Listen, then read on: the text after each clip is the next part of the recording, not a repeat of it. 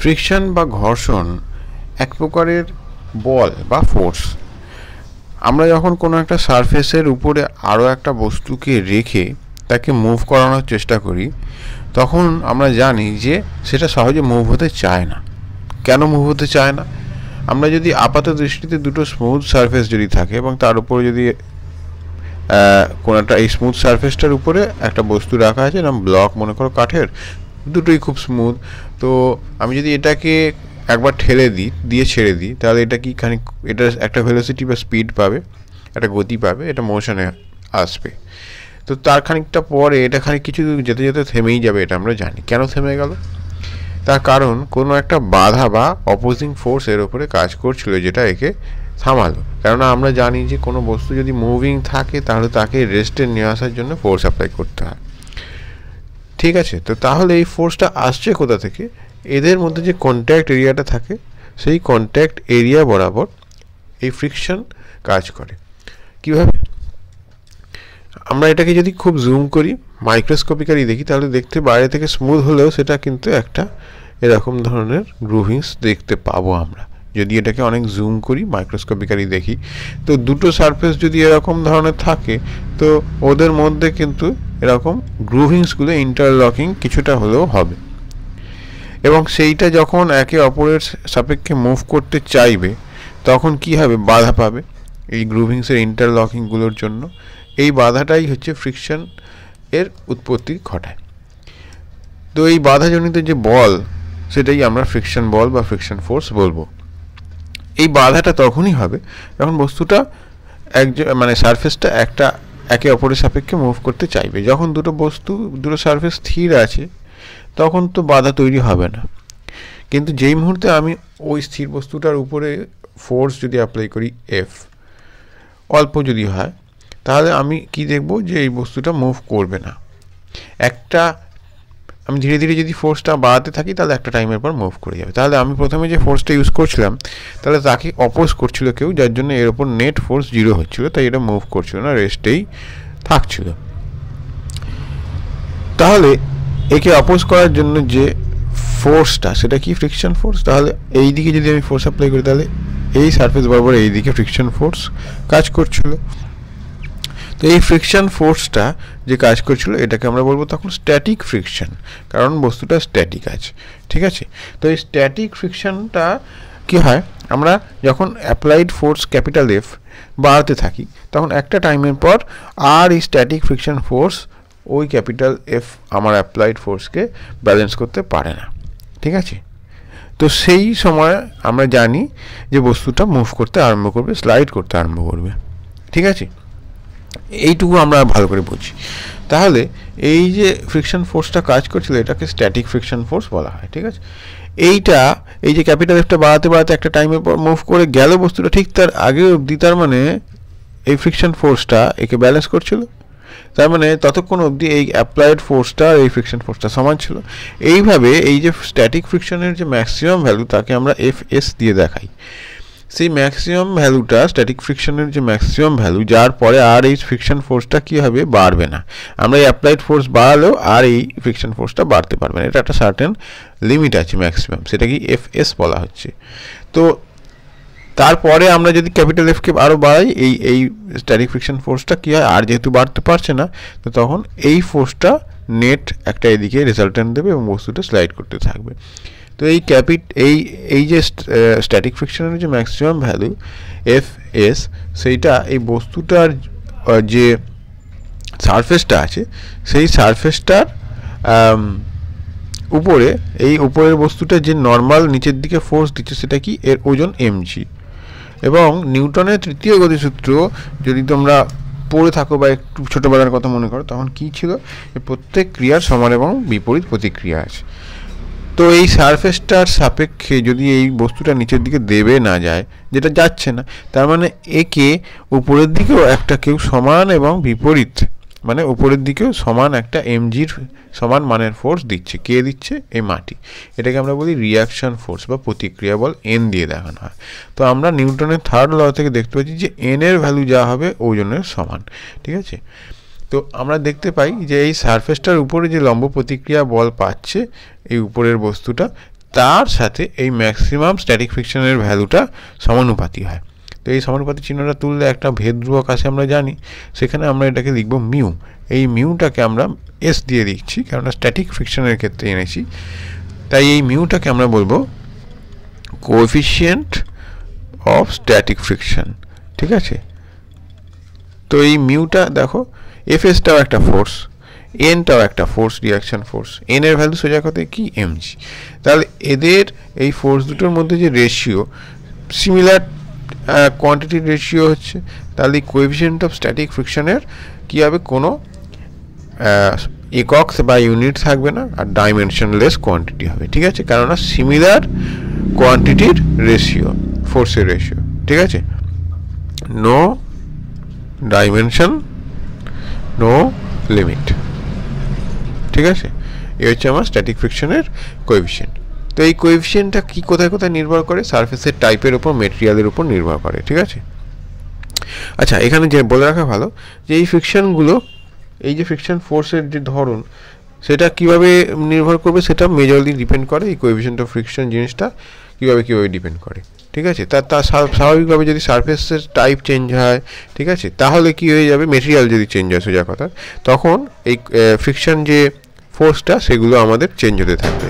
Similar সারফেসে similar হবে, different সারফেসে ডিফারেন্ট হবে, এবং কোনো বস্তুর ওয়েট যত বেশি হবে তত নর্মাল ফোর্স বেশি হবে, স্বাভাবিকভাবে তত স্ট্যাটিক ফ্রিকশনও বেশি হবে। ঠিক আছে, তাহলে ফোর্সের সাথে মানে ওই যে ওয়েট ফোর্সের সাথে কোনো বস্তুর ভর যত বেশি বা ওয়েট যত বেশি তত ফ্রিকশন ফোর্স বেশি হবে। ফ্রিকশন ফোর্স কিন্তু কন্ট্যাক্ট এরিয়ার উপর নির্ভর করে না, এটা মাথায় রাখবে। ঠিক আছে, কন্ট্যাক্ট এরিয়ার উপর ফ্রিকশন ফোর্স ডিপেন্ড করে না। ঠিক আছে, এরপরে আমরা আসছি, এটা কি ছিল, স্ট্যাটিক ফ্রিকশন। এরপরে আমরা আসছি কাইনেটিক ফ্রিকশন বা স্লাইডিং ফ্রিকশনে। তাতে কি হচ্ছে, বস্তুটা এই অ্যাপ্লাইড ফোর্সের ভ্যালু এই এফএস এর থেকে যখন বেশি হয়ে যাবে, তখন এ তো আর বাড়তে পারছে না, এটাই ম্যাক্সিমাম ভ্যালু স্ট্যাটিক ফ্রিকশনের, তখন এই ক্যাপিটাল এফটা তার দিকে এই বস্তুটাকে সরাতে সক্ষম হবে, স্লাইড করতে থাকবে। কিন্তু তখনও ফ্রিকশন ফোর্স কি থাকবে না, থাকবে, কিন্তু সেই ফ্রিকশন ফোর্সটা দেখা যায় এই স্ট্যাটিক ফ্রিকশনের ম্যাক্সিমাম ভ্যালু থেকে একটু কম হয়, এবং গতি বস্তুর যতই যাই হোক না কেন, সেই ফ্রিকশনের ভ্যালুটা যখন বস্তুটা স্লাইড করে যাচ্ছে সেই সময় যে ফ্রিকশন কাজ করছে সেটা এই এফএস এর থেকে একটু কম হয়, এবং ভ্যালুটা মোটামুটি কনস্ট্যান্ট থাকে। কীরকম, স্লাইডিং ফ্রিকশনের ক্ষেত্রেও এই যে ফ্রিকশনটা কাজ করবে তখন সেটাকে কাইনেটিক যেহেতু বলা হয়, কাইনেটিক ফ্রিকশন বা যেহেতু বলা হয় স্লাইডিং ফ্রিকশনকে, সেই জন্য এফ কে দিয়ে লেখা হয়। তো একই রকমভাবে এফ কেটাও তার ওয়েট বা লম্ব প্রতিক্রিয়া বলের সাথে সমানুপাতি হয়, কিন্তু এখানে আমরা যে কোএফিশিয়েন্ট অফ ফ্রিকশনটা নেবো সেটা মিউ কে বা মিউ ড্যাশ দিয়ে লিখি। ঠিক আছে, এটা হচ্ছে কি কোএফিশিয়েন্ট অফ স্লাইডিং ফ্রিকশন। এও সেই একই রকম জিনিস, যে এরকম ডাইমেনশন থাকবে না, কোনো ইউনিট থাকবে না, কেননা সিমিলার, এখানেও সেই একই সিমিলার টাইপের কোয়ান্টিটির রেশিও, কেটে যায় উপর নিচে থেকে। তো আমি বললাম কি, স্লাইডিং ফ্রিকশনটার ভ্যালু সবসময় মিউ এস এর এই এফ এস এর থেকে একটু কম হয়। ঠিক আছে, তাহলে এফ কে এর ভ্যালু এফ এস এর থেকে কম হয়, তার মানে মিউ কে এর ভ্যালুটাও মিউ এস এর থেকে কম হয়। ঠিক আছে, কেন হয় এটাকে আমরা যদি একটু বুঝতে চেষ্টা করি, যখন বস্তুটা স্থির থাকে তখন এই যে ইন্টারলকিংগুলো থাকে, খাঁজে খাঁজে যে সুন্দরভাবে বসে যাওয়া যেটাকে বলে, সেটা খুব ভালোভাবে হয়। তো সেটা বেশি বাধা দিতে পারে কম্পেয়ার টু যখন বস্তুটা মুভ করে যাচ্ছে, তখন ও মানে ভালো করে ইন্টারলকিংটা ঘটাতে পারছে না। দুটো সারফেসের মধ্যে যে খাঁজগুলো আছে, গ্রুভিংসগুলো আছে, সেইগুলোর রাফনেসটার ওই গ্রুভিংসগুলোতে ভালোভাবে গ্রিপড আপ করতে পারছে না। তাই জন্য সেই সময় যে সারফেস দুটোর মধ্যে যে বাধা ফোর্স, ফ্রিকশন, স্লাইডিং ফ্রিকশন, সেটা স্ট্যাটিক ফ্রিকশনের ম্যাক্সিমাম ভ্যালু এফএস থেকে একটু কম হয়। সেই জন্য এটাকে আমরা যদি গ্রাফ প্লট করি, এটা তোমাদের দেয়, তো এই গ্রাফটা যদি আমরা প্লট করি তাহলে কি হবে, আমরা অ্যাপ্লাইড ফোর্স এদিকে দিচ্ছি, এদিকে আমাদের ফ্রিকশন ফোর্স দিচ্ছি এফ। তো যখন আমরা বস্তুটার ফোর্স 0 অ্যাপ্লাইড ফোর্স, তখন বস্তুটার উপর কোনো ফ্রিকশন বল নেই, সে চুপচাপ দাঁড়িয়ে আছে, কোনো ফোর্স যদি না দেওয়া হয় সে কেন ফ্রিকশন ফোর্স তৈরি করবে। তো যখন আমি বল দিতে আরম্ভ করলাম খুব অল্প থেকে, যা আমি বল দিচ্ছি ফ্রিকশন ফোর্সও তাই অপোজ হয়ে যাচ্ছে, বস্তুটা স্থির আছে, তার মানে এটা পুরো 45 ডিগ্রি অ্যাঙ্গেলে সোজা স্ট্রেট লাইনের মতো উঠবে। এবার বাড়তে বাড়তে বাড়তে বাড়তে মনে করো এটা 45 ডিগ্রি অ্যাঙ্গেল, ঠিক আছে, কেননা এইটার এটার ভ্যালু তখন সমান, তার মানে এই পয়েন্টটুকু অবধি আমি মনে করো এই পয়েন্টটাই হচ্ছে এফ এর ভ্যালু, মানে এর পরে আর ফ্রিকশন ফোর্স বাড়ে না। তাহলে এর পরে আমি যেই অ্যাপ্লাইড ফোর্সটা বাড়াবো তখন কী হবে, বস্তুটা মুভ করে যাবে, স্লাইড করে যাবে, এবং স্লাইড যেই করে যাবে তখন কী হয়ে যাবে, গ্রিপটা আগের মতো আর হবে না, তখন এই ফ্রিকশনের ম্যাক্সিমাম ভ্যালুটার থেকে কাইনেটিক ফ্রিকশনের ভ্যালু একটু কম হয়ে যাবে, তার মানে ফ্রিকশন ফোর্সের ভ্যালু একটু কমে যাবে, কমে গিয়ে এবারে স্থির থাকবে। তার মানে বস্তুটা মুভ করে গেছে, আমি এফ বাড়িয়েছি, তার মানে এই পয়েন্ট থেকে বস্তুটা মুভ করে গেল, স্লাইড করে গেল, এবং গিয়ে বস্তুটা বস্তুটা যে ফ্রিকশন ফোর্স জেনারেট করছে ওদের সারফেসের কন্ট্যাক্ট এরিয়ার মধ্যে, কন্ট্যাক্ট সারফেসের মধ্যে, সেইটার ভ্যালু একটু এফ এস থেকে কম, সেটার ভ্যালুটা কি এফ কে। দেখেই বুঝতে পারছো যে এফ কে এর ভ্যালুটা, এই এফ এর ভ্যালুটা বাড়ার মানে আর বাড়ালে এটা আর চেঞ্জ হচ্ছে না, ঠিক আছে, একই রকম থাকছে। আমি ওই জন্য বলছিলাম যে এফ কে এর ভ্যালুটা মোটামুটি কনস্ট্যান্ট থাকে, যত ভেলোসিটি আর কি কম বেশি হোক না কেন, যতক্ষণ স্লাইডিং আছে এফ কে এর ভ্যালুটা মোটামুটি একই রকম থাকে। তাহলে এই পয়েন্ট অবধি আমার বস্তুটা কী ছিল, রেস্টে ছিল, এই পয়েন্টে বস্তুটা স্লাইড করে যাচ্ছে, ঠিক আছে। এই হচ্ছে আমাদের ফ্রিকশন ফোর্স ভার্সেস অ্যাপ্লাইড ফোর্সের গ্রাফ, ঠিক আছে। এবারে আমরা আরেকটা টাইপের ফ্রিকশন পড়বো যেটাকে বলা হয় রোলিং ফ্রিকশন। এটা কি রোলিং ফ্রিকশন? আমরা যখন কোনো জিনিসকে এরকম গোলাকার কোনো জিনিসকে কোনো একটা সারফেসের উপরে গড়িয়ে দিই, তখন সেটা যদি স্লাইড না করে তখন সেই জিনিসটা রোল করে আমরা বলি। তার মানে সেই জিনিসটা কী হয়, রোল করছে। ভেবে দেখো ভালো করে, একটু ভিজুয়ালাইজ করতে হবে। মনে করো এই জায়গায় একটা পয়েন্ট আছে, তাহলে রোল করে এটা যখন একটু এগিয়ে যাবে এই পয়েন্টটা তখন এখানে চলে আসবে। তো ওই পয়েন্টটা, এটা যদি পুরোপুরি গোলাকার একটা জিনিস হয় তাহলে এই পয়েন্টটা শুধুমাত্র নিচে যখন টাচ করবে তখন শুধু এই পয়েন্টটাই টাচ করবে। মানে এইটা যদি একটা চাকা হয়, আমি যদি চাকাটাকে একটু পাশ থেকে আঁকার চেষ্টা করি, মানে এইরকম এইভাবে যদি আমি আঁকার চেষ্টা করি, ঠিক আছে, মানে আমি একটু টিল্টেডভাবে চাকাটাকে এঁকেছি, ঠিক আছে। তো ঠিক এই নিচে বরাবর যদি আমি এরকম একটা লাইন, স্ট্রেট লাইন টানি, ঠিক আছে, এইরকম টাইপের, সেটাই নিচে বরাবর যেখানটা আছে একদম ঠিক তলায় মাটির সাথে শুধুমাত্র এই লাইনটাই টাচ করার কথা, যদি এটা আইডিয়ালি একেবারে বৃত্তাকার হয় বা সার্কুলার বা সিলিন্ড্রিক্যাল হয়। তো তাহলে এইটা এরকমভাবে এদিক দিয়ে ঘুরে এসে এইখানে টাচ করবে এবং তার পর মুহূর্তেই আবার এখানে উঠে গিয়ে আবার এরকম চলে আসবে। তার মানে অ্যাকচুয়ালি কোনো সারফেস এখানে স্লাইড করছে না। তাহলে মুভটা হচ্ছে কী করে, আমরা যখন এর উপরে এদিকে ফোর্স অ্যাপ্লাই করছি তখন ফ্রিকশন এর জন্য হচ্ছে কি, এই পয়েন্টেও এর গতিটাকে বাধা দেওয়ার জন্য এদিকে স্ট্যাটিক ফ্রিকশন ফোর্স এফ কাজ করছে। কিন্তু এরা যেহেতু একই লাইন অফ অ্যাকশনে কাজ করছে না, সেই জন্য এ আর এ মিলে এই চাকাটাকে ঘুরিয়ে দেয়, ঠিক আছে। স্লাইড তো হচ্ছে না, কেননা এইটা আর এইটা একই লাইন অফ অ্যাকশনে নেই, খানিকটা ডিস্টেন্স আছে এদের মধ্যে, তো এটা টর্ক তৈরি করে, সোজা কথায় মানে ঘুরে যায় জিনিসটা। তো এইভাবে রোল করতে আরম্ভ করে। তো এইবারে যখন রোল করে যাচ্ছে, আমরা ফোর্স দিচ্ছি না, তখন আইডিয়ালি এদের মধ্যে কোনো রকম স্লাইডিং হচ্ছে না।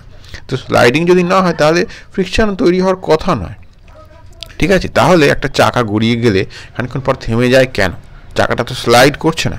আমরা একবার গড়িয়ে দেওয়ার পর একটা চাকা বা একটা বিলিয়ার্ড বল হোক, যাই হোক, সেটা কিছুটা দূরে যাওয়ার পর থেমেই যায়, আমরা জানি কেন। সেই জিনিসটাই হচ্ছে রোলিং ফ্রিকশন। এটা ঠিক ফ্রিকশনের মতো নয়, কিন্তু যেহেতু তোমরা পলিটেকনিকে পড়ছো বেশি এটা জানার দরকার নেই, কিন্তু তাও জেনে রাখো যে ওয়েট সব কিছুরই আছে। তো সেই কারণের জন্য এই সারফেসটার যেখানটা কন্ট্যাক্ট আছে সেই জায়গাটা খানিকটা দেবে যায়। দেবে গেলে আমি যদি ওটাকে একটু মানে বাড়িয়ে চড়িয়ে দেখাই যে এই জায়গাটা দেবে গেছে, তো একবারে অনেকটা জায়গা টাচ করে আছে এবং এটা মনে করো কেন্দ্র। তো তখন হয় কি, এটা যেহেতু এরকম ঘুরতে চাইছে, তো এই পয়েন্টটা যেখানটা টাচ করে আছে না, সেটা মাটির দিকে নিচের দিকে ফোর্স দেয় এই ঘোরার জন্য, এবং সেই জন্য মাটিও একে অপোজিট দিকে একটা রিয়াকশন ফোর্স দেয়, ঠিক আছে। তো জিনিসটা ঘুরে যাচ্ছিল এইভাবে, তো এই দিক বরাবর যদি তুমি একটা ফোর্স দাও কেন্দ্রের ডান দিক বরাবর, তাহলে কি হবে, এই বস্তুটার ঘোরাটা অপোজ হবে। এটা ফ্রিকশন বলের জন্য হচ্ছে না, কিন্তু তাও এই কারণের জন্য বস্তুর গতিটা ধীরে ধীরে কমতে থাকবে, যার জন্য আমরা সাইকেলে যদি হাওয়া কম থাকে বা টায়ারে, তখন সেটা সহজে স্পিড নিতে চায় না। তার কারণটা এটাই যে সবসময় একটা অপোজিট টর্ক কাজ করছে, ঠিক আছে। এটা একটা অপোজিট টর্ক তৈরি করে দিচ্ছে, যেহেতু কেন্দ্র থেকে একটু ডান দিকে আছে। এবার যত চাকায় কম হাওয়া থাকবে তত এটা দেবে যাবে, তত এই কেন্দ্র থেকে এর লাইন অফ অ্যাকশনটা দূরে হয়ে যাবে, তত বেশি টর্ক তৈরি হবে, তত মুভ করতে চাইবে না। যত টাইট হাওয়া থাকবে তত এই কন্ট্যাক্ট এরিয়াটা ছোট হয়ে যাবে, তত এই টর্কের ভ্যালুটা কম হয়ে যাবে, কারণ এটা কেন্দ্রের কাছে চলে আসবে, ঠিক আছে। এটা যদি না বুঝতে পারো, দরকার নেই বেশি বোঝার। এটা তোমরা যদি রিজিড বডি মেকানিক্স বা রোটেশন অফ রিজিড বডিজ চ্যাপ্টারটা আমি যদি করাই, তখন তোমরা এটা বুঝতে পারবে। আপাতত এটুকু জেনে রাখো যে এখানে একটা টর্কের কনসেপ্ট আসছে। কমন সেন্স দিয়ে যতটা বোঝা যায় ততটাই বোঝো। এর জন্য বস্তুটার মধ্যে যে বাধাটা তৈরি হচ্ছে ঘুরতে ঘুরতে সেটা থেমে যাচ্ছে, সেইটাকেই আমরা রোলিং ফ্রিকশন বলছি, ঠিক আছে। এই হচ্ছে আমাদের ব্যাপার। তবে একটা মজার বিষয়, এই সারফেসটার সাথে এই যে বস্তুটা গড়াচ্ছে তার যদি কোনো ফ্রিকশন না থাকতো, তাহলে কিন্তু বস্তুটা গড়াতো না, মানে বস্তুটাকে তুমি গড়াতে পারতে না, বস্তুর এই পয়েন্টগুলো গ্রিপটা পেতো না এই জায়গায়, তো স্লাইড করে করে চলে যেত বস্তুটা। এই হচ্ছে আমার ব্যাপার, ঠিক আছে। এই হচ্ছে আমার রোলিং ফ্রিকশন। তো এখানে ব্যাপারটা হচ্ছে রোলিং ফ্রিকশনের যে বাধাটা ফ্রিকশন হিসেবে আমরা যদি ধরি রোলিং ফ্রিকশন, তো সেইটা স্লাইডিং ফ্রিকশনের থেকে অনেক অনেক কম হবে, ঠিক আছে। কারণ এখানে অ্যাকচুয়ালি স্লাইড হচ্ছেই না কিছু, তো সেই জন্য স্লাইডিং ফ্রিকশন এর ভ্যালু থেকে অনেক কম হবে। তো এইখানে এনার্জির লস বা বাধাটা অনেক কম হয়, সেই জন্য আমরা চেষ্টা করি যে বিভিন্ন জায়গায় এই রকম টাইপের রোলিং ফ্রিকশন যতটা সম্ভব ইউজ করা যায় স্লাইডিং ফ্রিকশনের জায়গায়। তো এই প্রিন্সিপাল এই বেয়ারিং সিস্টেম কাজ করে, ঠিক আছে। মনে করো জানলার যে স্লাইডার হয়, সেই স্লাইডারগুলোর নর্মালি যদি স্লাইড করতে দেওয়া হয়, তাহলে কী হবে, ওটা অনেকটা জায়গা জুড়ে স্লাইড হতে থাকবে এবং দুটো সারফেসের মধ্যে ঘষা হবে, তো এতে ফ্রিকশন ফোর্স বেশি হবে, স্লাইডিং ফ্রিকশন কাজ করবে। কিন্তু তাদের মাঝে যদি আমি ছোটো ছোটো লোহার বল, যেটাকে বেয়ারিং বল বলা হয়, দিয়ে দিই, তাহলে সেই বলগুলো রোটেট হবে, মানে রোল হবে যখন আমি স্লাইড করব। দুটো জানলার সারফেস দুটোর মাঝে যদি বল থাকে এইরকম, তাহলে এই বলগুলো কি করবে, রোলিং ফ্রিকশন তৈরি করবে, এবং তাতে কি হবে, যেহেতু মেটালের বল বেশি দেবে যাবে না, তো তাতে আমার সহজেই বস্তুটা মানে ইজিলি বস্তু দুটো স্লাইড করবে, ঠিক আছে। তো এই প্রিন্সিপালি বিয়ারিং সিস্টেম তৈরি করা হয়। তো এইটা হচ্ছে ফ্রিকশনকে কমানোর জন্য একটা প্রসেস, যেটা তোমাদের পরীক্ষা দিতে পারে, যে ফ্রিকশনকে কমানোর জন্য কী প্রসেস ইউজ করা হয়। তো বিয়ারিং সিস্টেম ইউজ করা হয়, রোলিং ফ্রিকশন এর ভ্যালু যেহেতু স্লাইডিং ফ্রিকশনের থেকে কম, সেই জন্য, ঠিক আছে। আরেকটা জিনিস কী করা হয়, যেখানে বিয়ারিং ইউজ করা যাবে না বা বিয়ারিং ইউজ করলেও সেখানে আরেকটা জিনিস ইউজ করা হয়, সেটা হচ্ছে গ্রিজিং বা লুব্রিকেশন করা হয়, ঠিক আছে। মানে সেখানে যাতে পিচ্ছিল পদার্থ দিয়ে তাদের মধ্যে যতটা সম্ভব ওই গ্রুভিংসগুলোকে মানে নালিফাই করা যায়, ঠিক আছে। আমরা মানে লুব্রিক্যান্ট মানে পিচ্ছিল জিনিসপত্র যদি দিয়ে দিই, তাহলে সারফেস যে দুটো টাচে আছে, কন্ট্যাক্টে আছে, তাদের ফাঁকে সেটা ঢুকে গিয়ে সেই গ্রুভিংসগুলোকে সহজে ইন্টারলকিং বা গ্রিপ করতে দেয় না। তো সেক্ষেত্রে আমাদের জিনিসটা কী হয়ে যায়, অনেকটা ফ্রিকশনের যে জন্য যে লস অফ এনার্জি, সেটা আমরা করতে পারি, ঠিক আছে, কমাতে পারি। তো এই আমাদের ছিল রোলিং ফ্রিকশন। আমরা একটা জিনিস দেখবো, অ্যাঙ্গেল অফ ফ্রিকশন। অল্প এটা একটু দেখাতে চাইছি আমি, এটা বেশি ইম্পর্টেন্ট হয়তো নয়। একটা মনে করো সারফেস আছে, রাফ সারফেসের উপরে একটা এরকম অবজেক্ট রাখা আছে, এর একটা ওয়েট আছে নিচের দিকে mg, আমি ডাব্লিউ দিয়ে দেখাচ্ছি। তো তাকে ব্যালেন্স করার জন্য অপোজিট এবং ইকুয়াল উপরের দিকে তাহলে রিয়াকশন ফোর্স n তৈরি হচ্ছে। একে যদি আমি এই দিকে অ্যাপ্লাইড ফোর্স F দিই এবং সেই অবস্থায় যদি বস্তুটা না মুভ করে, তাহলে এইদিকে আমার স্ট্যাটিক ফ্রিকশন তৈরি হয়ে যাবে। মনে করো সেটাকে F দিয়েই আমি দেখাচ্ছি। আমরা করতেটা কী চাইছি, এই নর্মাল যে ফোর্সটা রিয়াকশান ফোর্স, তার এবং এই যে ফ্রিকশন ফোর্স তৈরি হয়েছে তাদের মাঝে যে রিয়াকশান এই রেজাল্ট্যান্ট ফোর্স, সেটাকে আমরা মনে করো নাম দিলাম কিউ। এটার রেজাল্ট্যান্ট ফোর্সের নাম দিলাম কিউ। তোমরা যেহেতু এখানে ভেক্টরটা বেশি ডিটেলে করোনি, তাহলে জেনে রাখো যে এইটার আর এইটার মিলিত এফেক্ট হচ্ছে এইটা, শুধু এইটুকু আমি বার করতে চাইছি। তো এটা যেহেতু এদিকে আছে, এটা এদিকে আছে, তাহলে এরকমভাবে ভাবতে পারো যে এদিকে একজন দড়ি টানছে, এদিকে একজন দড়ি টানছে, তাহলে নৌকাটা কোন দিকে যাবে, এ মাঝ বরাবর যাবে। সেটাই আমরা রেজাল্ট্যান্ট বার করেছি, ঠিক আছে। তো সেইটা যদি এই নর্মালটার সাথে অ্যাঙ্গেল ল্যামডা হয়, এক সেকেন্ড, কী হলো, ল্যামডা হয়, তাহলে সেই ল্যামডাটাকে আমরা বলবো ঘর্ষণ কোণ বা অ্যাঙ্গেল অফ ফ্রিকশন। তো আমরা এখানে কম্পোনেন্ট মানে ভেক্টরের এটা যদি করি তাহলে এরকম হয়, এটুকু জেনে রাখো। কম্পোনেন্টে একটু তো ভাঙা জানতেই হবে, শিখতেই হবে, মেকানিক্স আছে যেহেতু। হয়টা কি, যেটার সাথে অ্যাঙ্গেলটা লেগে আছে, ঠিক আছে, এই রেজাল্ট্যান্ট মানে এই রেজাল্ট্যান্টটা নিশ্চয়ই এদের থেকে বড় হবে, কারণ এটা এদেরকে অ্যাড করে তৈরি হয়েছে, ঠিক আছে। এবং এই অ্যাঙ্গেল মানে এই জিনিসটা দেখে বোঝা যাচ্ছে যে এটা যেভাবে এদের মধ্যে অ্যাঙ্গেলটা আছে 90 ডিগ্রি, তাতে এর আর এর মিলিত এফেক্টে এটা তৈরি হয়েছে, তাহলে এটা এর থেকে বড় হবে। তাই জন্যে কিউ যার সাথে ল্যামডা লেগে আছে, যেখানে ল্যামডাটা আছে সেইখানে আমরা এই এনটাকে প্রকাশ করার জন্য এই কিউ রেজাল্ট্যান্টের সাথে কস দেবো, কস ল্যামডা। এইটা করলে আমরা এন পাবো। এবং এইখানে ল্যামডাটা নেই, তাহলে এখানে আমরা সাইন ল্যামডা দেবো, দিলে আমরা এফ পাবো। কি হলো, এটা কম্পোনেন্টে ভাঙা হলো। এভাবে ভাঙতে হয় ভেক্টর চ্যাপ্টারে, ঠিক আছে। তোমাদের ভেক্টর চ্যাপ্টারটা অ্যাকচুয়ালি দেয়নি। তো যাই হোক, যতটা সম্ভব জেনে রাখো ট্রিকের মতো পুরোটা 90 ডিগ্রি। তো ল্যামডা যেখানে আছে সেইটার সাথে কস দেবো, যেখানে নেই সেখানে সাইন দেবো, ব্যাস। তাহলে আমরা যদি sine lambda by cos lambda করে দিই বা এফ বাই এন যদি করি, তাহলে আমরা কি পেয়ে যাব, দেখো কিউ কিউ কেটে যাবে, ট্যান ল্যামডা পেয়ে যাব।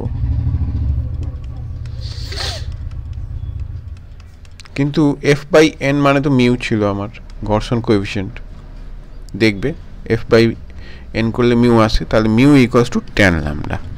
এই জিনিসটা আমরা দেখাতে চাইছিলাম, mu equals to tan lambda. Mu মানে ঘর্ষণের কোএফিসিয়েন্ট, সেটা মানে ট্যান ল্যামডা, যেখানে ল্যামডাকে আমরা বলি কি, ল্যামডাটাকে আমরা বলি অ্যাঙ্গেল অফ ফ্রিকশন, ঠিক আছে।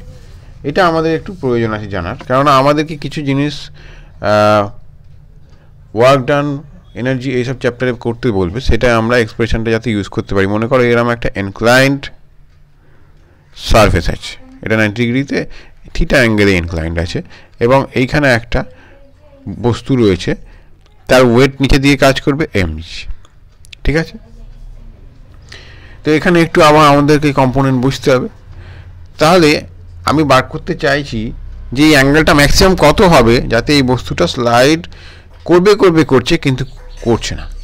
মানেটা কি, এর ফ্রিকশন ফোর্সটা যেটা নিচের দিকে একে ওয়েটের একটা উপাংশ নিচের দিকে টানবে এইভাবে সারফেস বরাবর, তো তাকে অপোজ করার জন্য এই দিকে আমার ফ্রিকশন ফোর্স তৈরি হয়ে যাবে, সেটা যেন এফ এস হয়, মানে maximum value of static friction.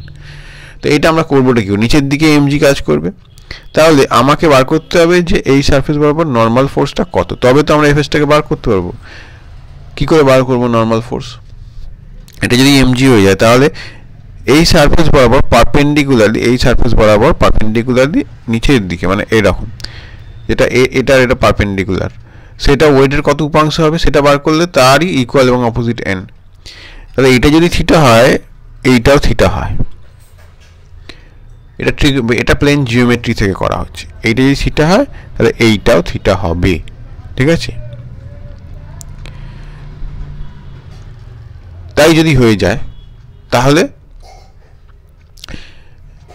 এই এমজির সাথে যেহেতু থিটা লেগে আছে, একে কম্পোনেন্ট ভাঙলে এটা এমজি কস থিটা হয়ে যাবে,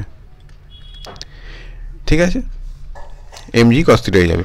এবং এই দুটো আবার যেহেতু সেই পারপেন্ডিকুলার হয়ে যাচ্ছে, তার মানে এইটার কম্পোনেন্ট, মানে এমজিকে এইটার কম্পোনেন্টে ভাঙছি আমরা, বা এই দুটো রেজাল্ট্যান্ট এমজি হচ্ছে একই ব্যাপার। তাহলে এই অ্যাঙ্গেলটায় থিটা লেগে নেই, তাহলে সাইন হবে, তাহলে এটা এমজি সাইন থিটা, ভ্যালুগুলো পেয়ে গেলাম, ঠিক আছে। তাহলে যদি ব্যালেন্স করে থাকে মানে mg sin theta actually fs এর সমান হয়ে গেছে, আর একটু বাড়ালেই স্লাইড করে যাবে, সেই অবস্থায় আমরা কি পাচ্ছি তাহলে mg sin theta equals to fs। আবার fs মানে আমার কি মিউ s ইনটু কি আমার মিউ s ইনটু n। এবার মিউ s ইনটু n মানেটা কি, n মানে হচ্ছে mg cos থিটা, ঠিক আছে। তাহলে আমরা mg এখান থেকে কেটে দিচ্ছি এবং tan theta equals to mu s পাচ্ছি। তাহলে এই থিটা অ্যাঙ্গেলটা হচ্ছে অ্যাঙ্গেল অফ রিপোজ, এই থিটা হচ্ছে অ্যাঙ্গেল অফ রিপোজ। এর চেয়ে বেশি যদি আমি অ্যাঙ্গেলটা বাড়িয়ে দিই এটা স্লাইড করে যাবে, ঠিক আছে। এর চেয়ে কম রাখলেও স্লাইড করবে না, এই অ্যাঙ্গেলটা হচ্ছে ম্যাক্সিমাম অ্যাঙ্গেল যাতে এইটা স্লাইড করে যাবে না, সেটা মিউ এস এর উপর ডিপেন্ড করছে এভাবে, tan theta equals to mu S. কিন্তু আমরা এক্ষুনি একটা জিনিস পেয়েছিলাম যে mu equals to tan lambda, সেখানেও আমরা ধরেছিলাম যে এটা মুভ করে যাচ্ছে না, রেস্টে আছে, এটা আমরা ধরেছিলাম যে এটা রেস্টে আছে। তাহলে এখানেও mu equals to tan lambda, এই মিউটা আমার স্ট্র্যাটিফিকেশনের ক্ষেত্রেই ছিল, ঠিক আছে। কিন্তু এখানে একটা মজার ব্যাপার হচ্ছে যে এইখানে মিউটা আমরা ধরেছিলাম, মিউটা আমরা ধরার সময় এটা কি ধরেছিলাম যে এইখানে এইটা fs বা ম্যাক্সিমাম ভ্যালু অফ স্ট্র্যাটিফিকেশন যদি না হয় তাহলে এখানে মিউ এস আমরা লিখতে পারবো না। তাহলে আমরা mu equals to tan lambda পেয়েছি ঠিকই, ঠিক আছে। আমরা এখানে অ্যাকচুয়ালি অ্যাঙ্গেল অফ ফ্রিকশনটাতে ধরে নিই যে এটা ম্যাক্সিমাম ভ্যালু, ঠিক আছে, fs ধরে নিই, fsটাই আমরা এখানে ধরে নিই। তো তাই যদি হয়ে যায় তাহলে আমরা mu s equals to fs by ns করে বার করে, ঠিক আছে। অ্যাঙ্গেল অফ ফ্রিকশনের ব্যাপারটা আমরা তাহলে কার অ্যাঙ্গেলটা বার করছি, এই যে কন্ট্যাক্ট এরিয়াটা আছে এখানটা একটু বলে দিই, এই কন্ট্যাক্ট সারফেসটা আছে, সেই কন্ট্যাক্ট সারফেস বরাবর কি কি ফোর্স তাহলে কাজ করছে, রিয়াকশন ফোর্স আর ফ্রিকশন ফোর্স, তাদের রেজাল্টেন্ট। তার মানে কিউটা কি, কিউটা হচ্ছে কন্ট্যাক্ট ফোর্সের রেজাল্ট্যান্ট ফোর্স, কন্ট্যাক্ট ফোর্স এই দুটো তাদের রেজাল্ট্যান্ট এটা, ঠিক আছে। তার ম্যাক্সিমাম ভ্যালুটার ক্ষেত্রে আমরা বার করছি, ঠিক আছে। ম্যাক্সিমাম ভ্যালু কখন হবে, যখন fsটা ম্যাক্সিমাম হবে, ঠিক আছে, মানে fs হবে আর কি। তো সেই ক্ষেত্রে তাহলে দেখতে পাচ্ছি মিউ এস মানে tan ল্যামডা, যেখানে ল্যামডা হচ্ছে ফ্রিকশন অ্যাঙ্গেল, আর এখানে অ্যাঙ্গেল অফ রিপোজের ক্ষেত্রে আমরা আবার tan theta equals to mu S পেয়েছি, তার মানে থিটা আর ল্যামডা একই, ঠিক আছে। তাহলে এইটা অ্যাঙ্গেল অফ রিপোজের সাথে অ্যাঙ্গেল অফ ফ্রিকশন সমান হয়ে যাচ্ছে, এটা আমরা দেখতে পাচ্ছি, ঠিক আছে। এটা আমাদেরকে পরীক্ষায় প্রুভ করতে দেয়, ঠিক আছে। তাহলে আমরা অ্যাঙ্গেল অফ ফ্রিকশনটাতে দেখেছি কি না, এটা এমনি সময়ের ক্ষেত্রে নয়, এটা যখন maximum value of static friction reach করছে সেই সময় যে কিউটা তৈরি হচ্ছে রেজাল্ট্যান্ট, তার এই নর্মালের সাথে অ্যাঙ্গেল, সেটাকে বলা হচ্ছে ঘর্ষণ কোণ বা অ্যাঙ্গেল অফ ফ্রিকশন। এই আমাদের ছিল ফ্রিকশন চ্যাপ্টার। তো তোমরা যদি এর অঙ্কগুলো করতে চাও বা এর প্রিভিয়াস ইয়ারের কোশ্চেন বা যেরকম টপিক হয় সেগুলো যদি গাইডেন্সের থেকে রেগুলার ক্লাসে করতে চাও তাহলে ডেসক্রিপশন চেক করবে এবং আমার অনলাইন ক্লাসে জয়েন করবে। এবং এই চ্যানেলের এই ফ্রি ভিডিওগুলো যদি ভালো লাগে তাহলে সাপোর্ট করবে, বন্ধুদের মধ্যে প্লিজ এটা তোমরা ছড়াবে, যাতে এই ভিডিওগুলো যদি তোমাদের উপকারে লাগে তাহলে বাকিদেরও লাগুক, এবং কমেন্ট করে জানাবে যে কেমন লাগছে তোমাদের।